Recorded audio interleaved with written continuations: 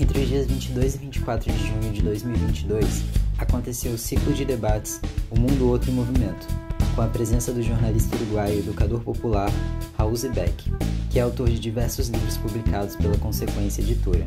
Além da presença de Raul, o ciclo contou com a participação de convidados de movimentos sociais de favelas e periferias cariocas.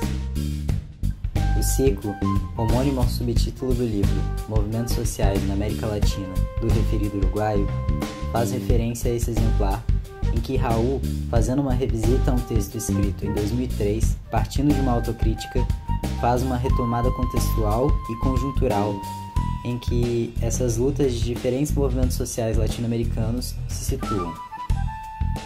Para aquelas pessoas que não puderam acompanhar o ciclo de debates e também aquelas que gostariam de revisitá-lo, apresentaremos alguns registros desses encontros no formato audiovisual. Esse primeiro material é a gravação da fala de Raul no primeiro encontro que aconteceu no Auditório Milton Santos, no Instituto de Geociências da UF de Niterói, no dia 22 de junho.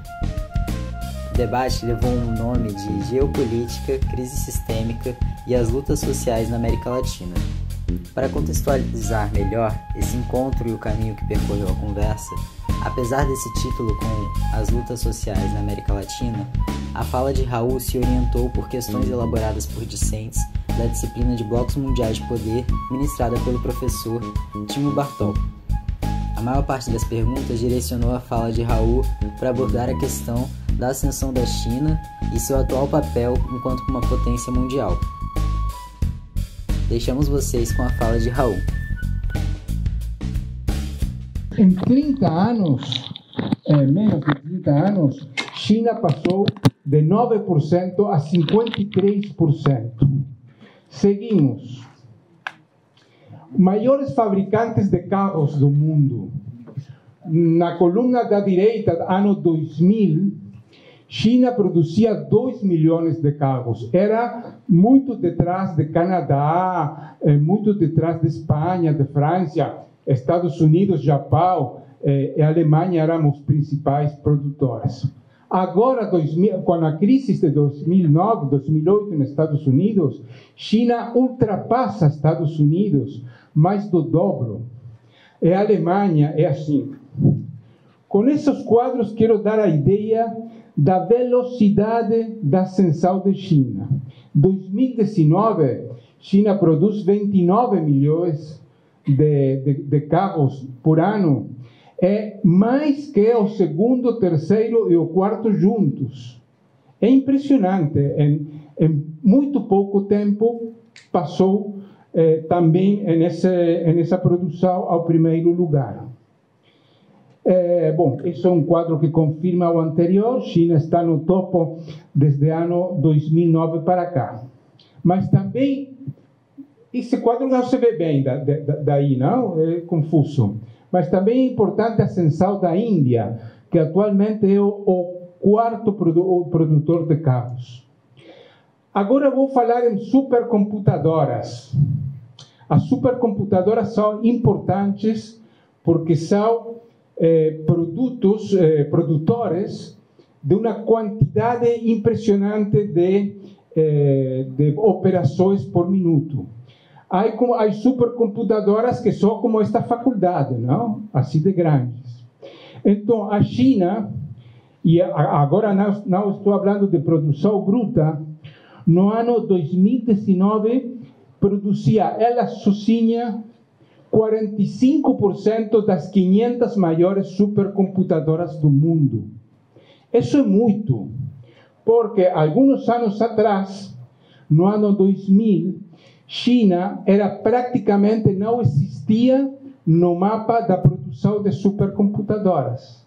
Em 15 anos, é a principal, tem a maior quantidade de supercomputadoras no mundo. Se vocês logo querem o PowerPoint, podem pedir ao Timo, não é muito dinheiro, 2, 3 mil reais por pessoa, dá bem. Isto é mais importante, as principais companhias petroleiras do mundo, no ano 87 e no ano 2019. A importância das empresas não estadunidenses é cada vez maior, e hoje a Sinopec é a maior do mundo. Obrigado. Se vamos à banca, aos principais bancos do mundo, isso é no ano 99.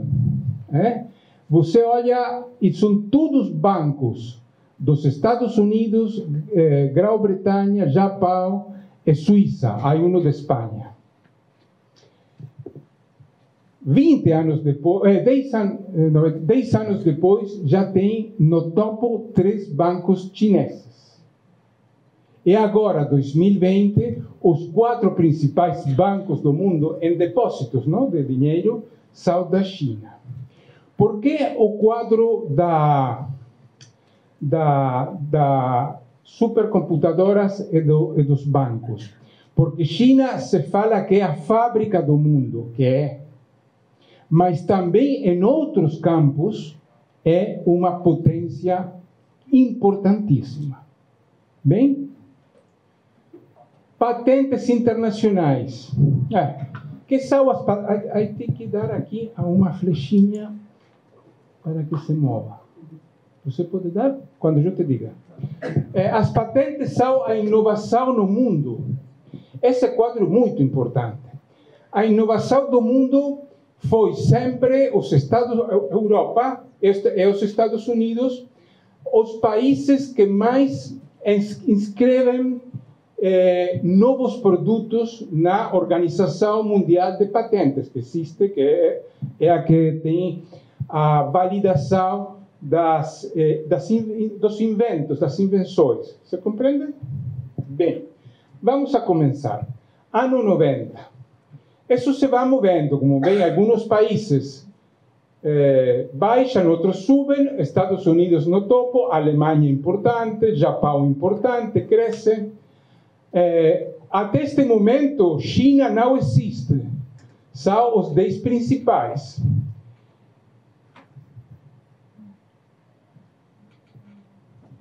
China, quando entra no ano 2004 e começa a subir mais. Depois de 2010, é uma carreira impressionante. E depois de 2015, mais.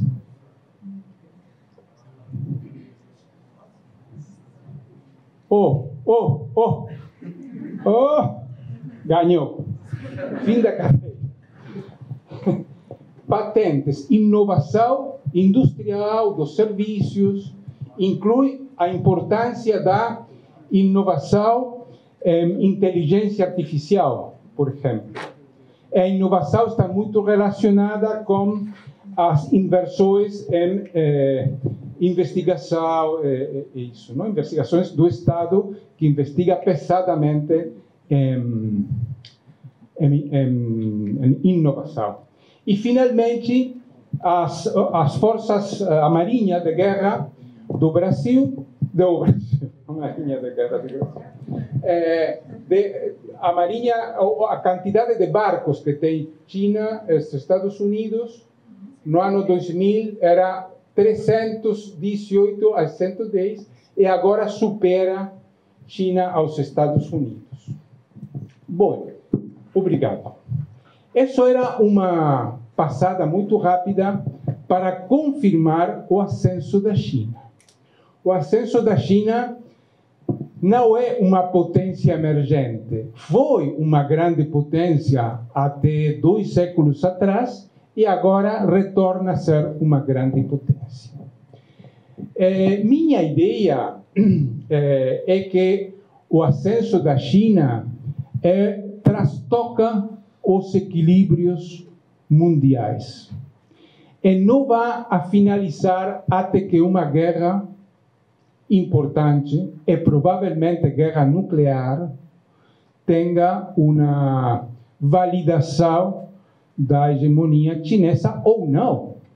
Ou não, porque a importância dos Estados Unidos é muito grande.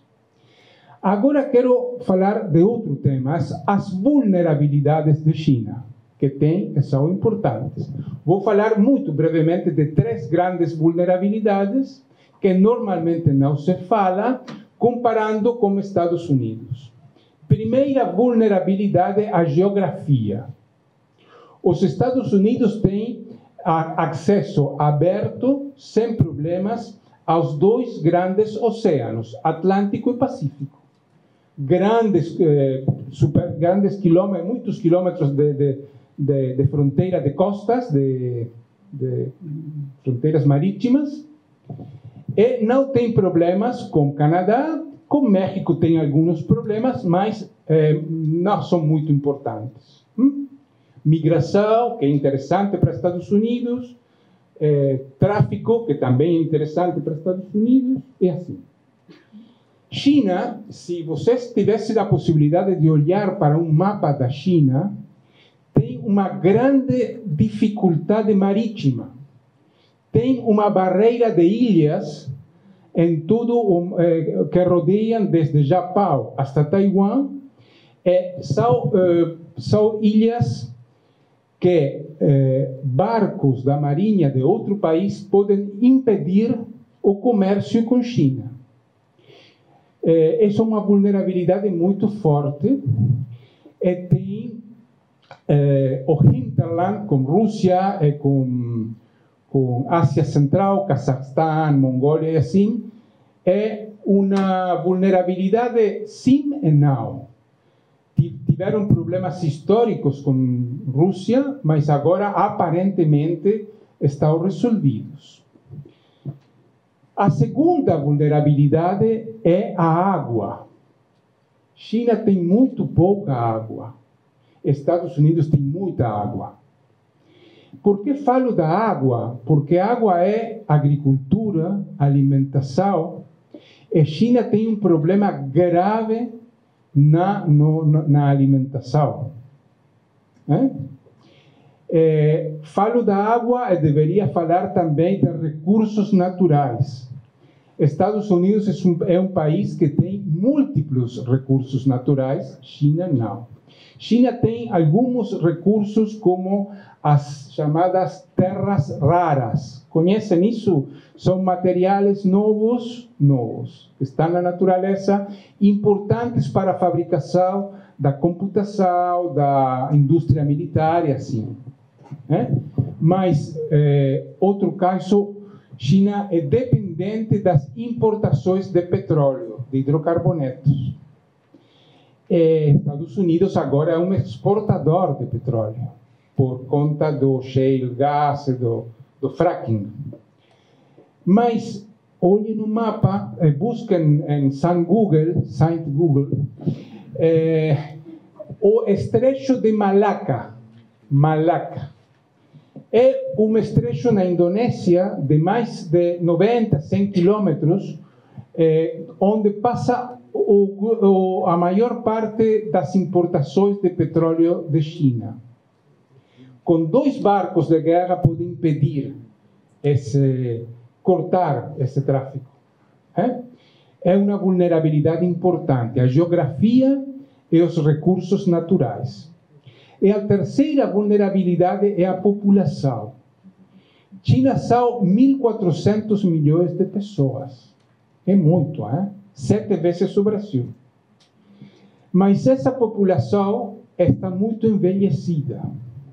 Agora a China começa a cair a população, porque o envelhecimento é muito forte, obrigou ao governo a permitir um segundo filho, porque é um problema gravíssimo. É uma população muito grande e muito envelhecida, é um problema estratégico também. Estes são 3 problemas estratégicos da China. Estados Unidos tem outros problemas, alguns muito mais graves, outros não. Estados Unidos conseguiu a terrível história de controlar a imigração. Então, eles têm muitos migrantes do México, de Centro-América e assim, até do Brasil. Com isso, conseguem equilibrar o envelhecimento da população. Então, Estados Unidos tem a habilidade, porque tem mão de obra em México, em Centro-América, em Sudamérica, suficiente para equilibrar a quantidade, um caso. Califórnia é um grande produtor de quê?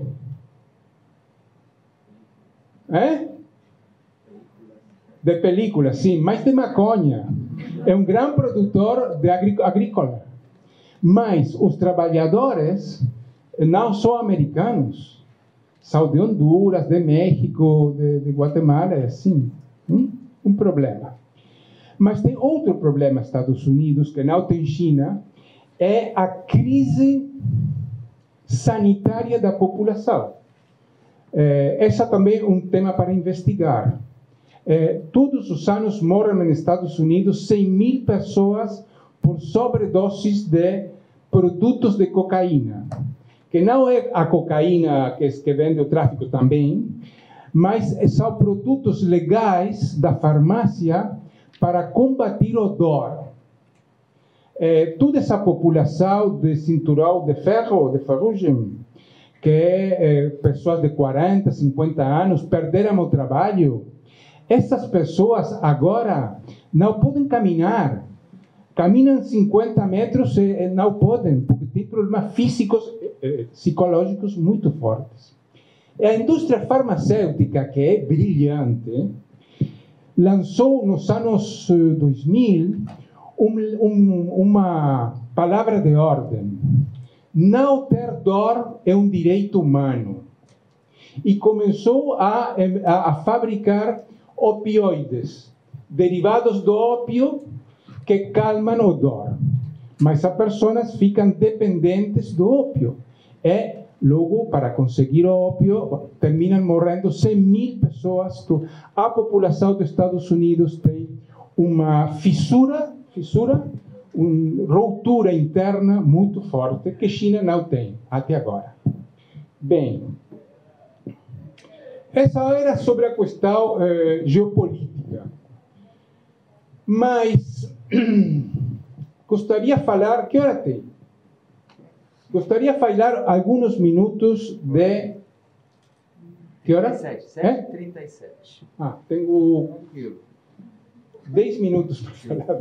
Mas gostaria de falar não só de geopolítica, porque eu sou das pessoas que acham que a geopolítica é um saber, um conhecimento importante, mas é um conhecimento criado pelas grandes potências coloniais, como a antropologia, como a sociologia, a geografia não. Todas essas ciências são ciências coloniais, para melhor domesticar os povos. E a geopolítica tem, ademais, outro problema muito grave. Depois da Revolução Russa, 1917, uma parte majoritária da esquerda do mundo acreditou, não sei se majoritária, uma parte grande da esquerda do mundo, que desse momento, a partir desse momento, a luta social pela emancipação deveria submeter-se, depender da lógica geopolítica, porque já tem países socialistas.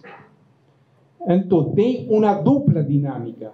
A dinâmica geopolítica e a dinâmica dos povos, da emancipação, da libertação dos povos. O problema é quando a libertação dos povos, a luta dos povos, queda subordinada à lógica das grandes potências. Quem perde? Os povos. Quando eu era menino, há muitos anos, a esquerda dizia às mulheres: a liberação da mulher pode esperar, porque divide a luta. Quando ganhemos a revolução, o socialismo, o problema da mulher vai ser resolvido. O problema do negro, igual. Há uma célebre discussão de Aimé Césaire, um poeta negro do Caribe, ele emigrou à França, igual que Fanon, contra o Partido Comunista Francês. Ele dizia: a esquerda não pode apagar minha luta de meu povo por os ideais universais. Mas agora a geopolítica, os que apoiam a Putin, ou aos Estados Unidos, ou a China, termina fazendo a mesma coisa, fazendo depender os interesses dos povos da questão das grandes potências. Terrível. Bem, o problema dos movimentos sociais que não se subordinam à lógica do Estado e das relações entre Estados é encontrar um caminho próprio. Durante o período da hegemonia dos Estados Unidos, o principal movimento social foram os sindicatos. Era o período que se chamava do Fordismo, onde a indústria era uma indústria... vocês conhecem o filme de Chaplin, Tempos Modernos?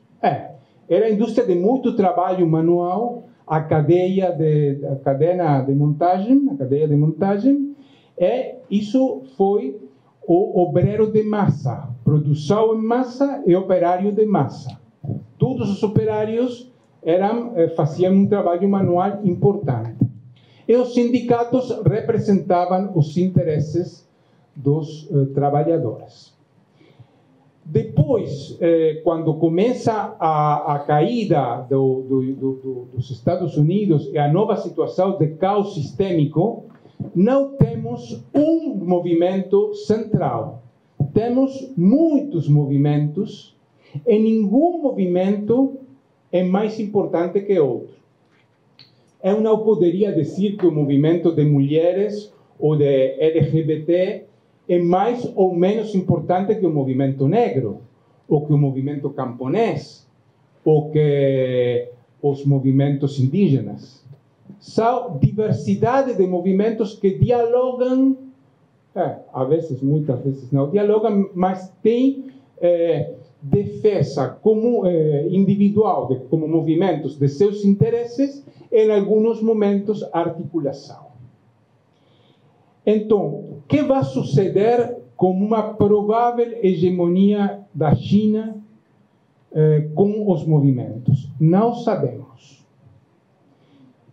Eu quero trazer uma péssima notícia aqui.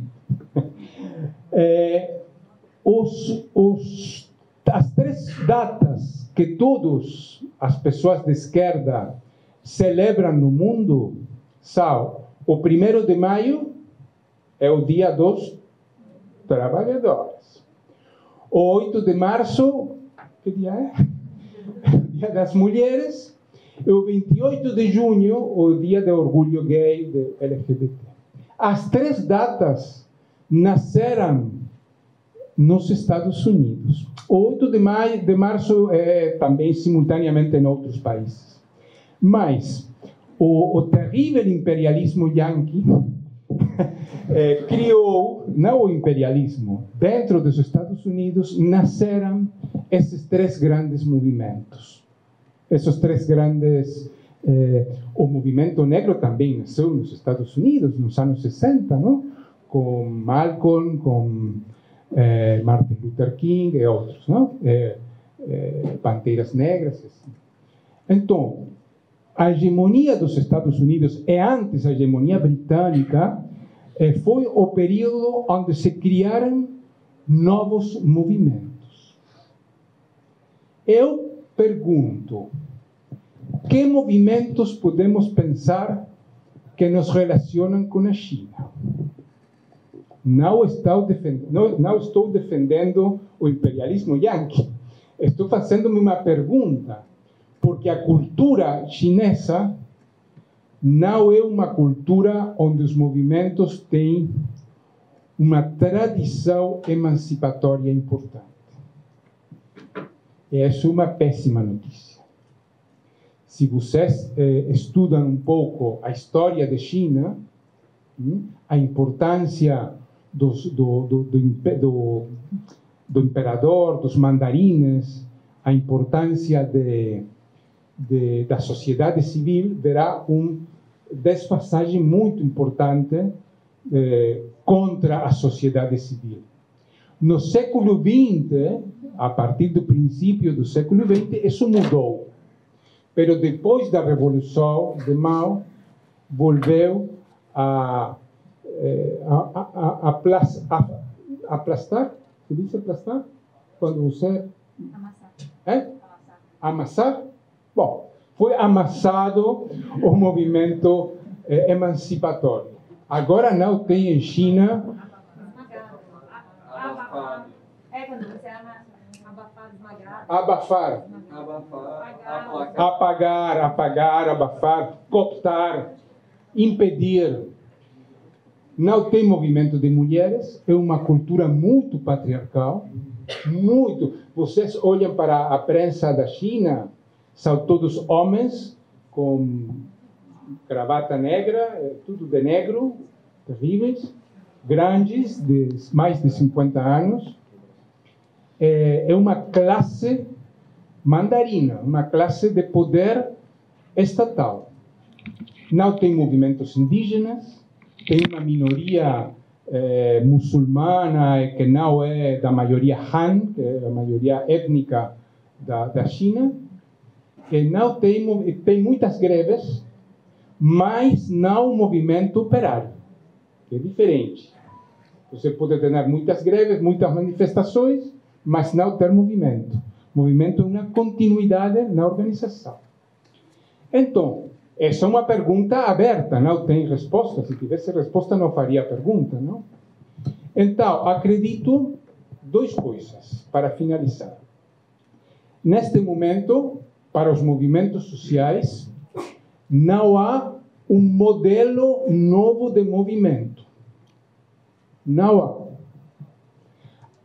Não há uma perspectiva de encontrar em uma nova hegemonia um modelo novo de movimento.